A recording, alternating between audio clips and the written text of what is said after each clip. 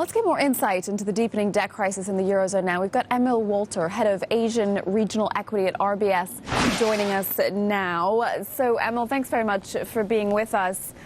The new measures that the Greek government is imposing, including these asset sales, is that going to be enough to see the Greeks avoid default?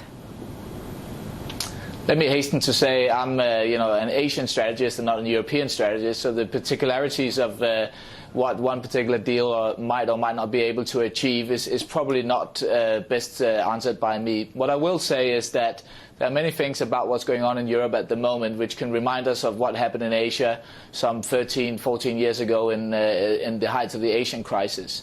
And ultimately, if you got too much debt to pay it back, there's going to have to be a restructuring, there's going to have to be a write-down, and someone's going to have to take that hit to the capital base. But Emil, I'm reading your notes here, and you do seem to think that this is a crisis of the euro. It's more than just about Greece.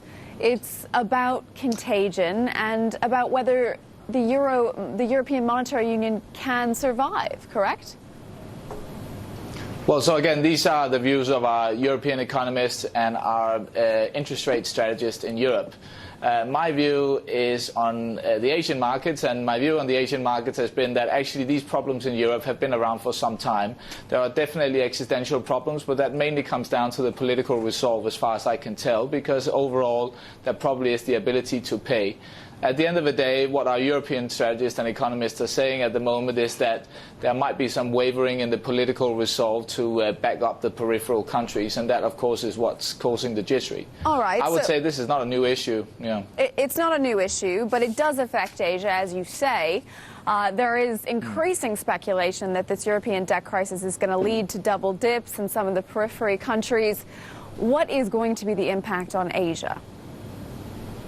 So the primary link to our part of the world comes from a rise in risk aversion and the potential flight of speculative capital that have found its way into our markets over the last year or two. I guess the key lessons that we should all have learned in the last 3 years in the recovery after the sort of great financial crisis is that if there's one thing that really matters when things get rough, it's the state of your balance sheet.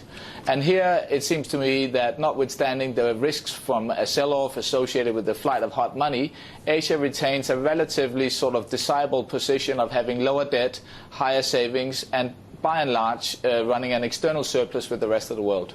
And this is why you're still recommending that investors hang on to Asian equities.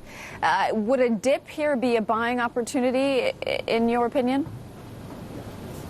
That is my opinion. Of course, much comes down to whether or not you believe this is the outset of a significant economic rout, and therefore we're going to see another recession on a sort of worldwide basis. This is not our view, and certainly what we can tell you from an Asian perspective is that the underlying level of activity out here remains very strong.